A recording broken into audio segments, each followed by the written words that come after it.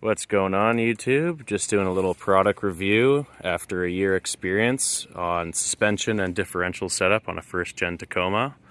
So diving right into it, I'm rocking the 2.5 extended travel with the reservoir Icon vehicle dynamic coilovers.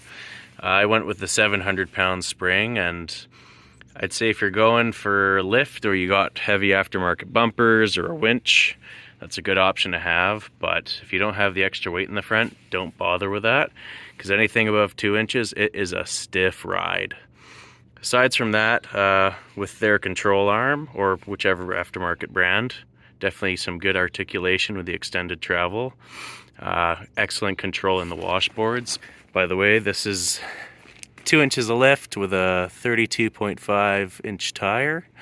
At full lock, there is some rubbing going on, so I did have to do some trimming there. Yeah, moving on to the back. King 2.5 12-inch travel shocks. And had to re-weld the lower shock tab mount. And then it punches up into the bed.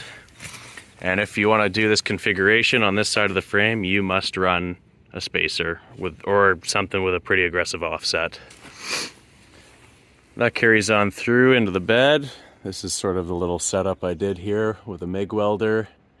Got this done in about 2 days with a pipe bender, and just take your time, triple measure. So the King shocks that I went with, they're a pretty standard valving, and honestly the 2.5's pretty stiff, even on the softest setting for a little truck like this.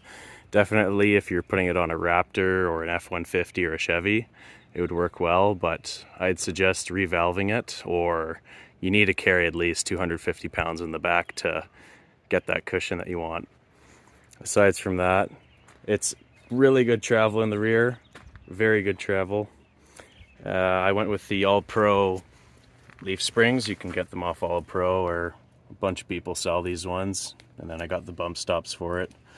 It's a good base price generic spring to go with if you're going for a little more travel. Let's talk about differential.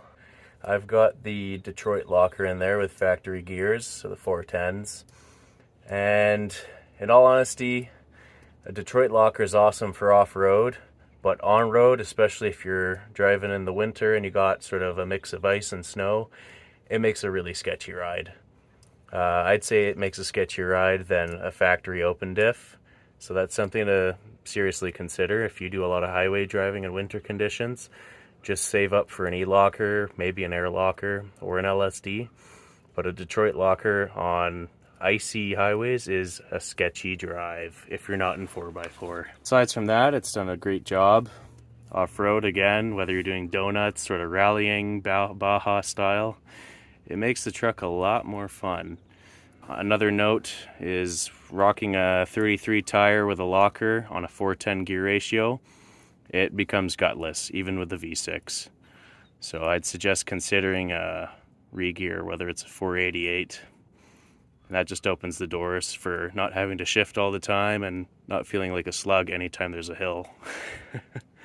Other things I've done, I fabbed up sort of a high clearance bumper because I didn't want to spend 600, 700, 1,000 bucks Canadian on a bumper. So made this out of some spare steel, some tubing, square tubing, and then it bolts right into the factory bolts, and I just bored out the holes a little bigger, so it's a much thicker bolt.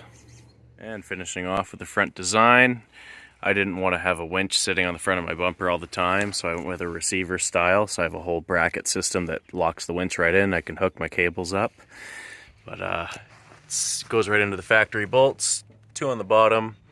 Then I just capped off the frame ends. So I got 3 bolts, total is 6, just giving it that strength, and then all these cross tubings goes to the upper section. So it just ties everything to make sure it's not going to rip off when you do get in a sticky situation. Yeah, thanks for watching, guys. Have a good day.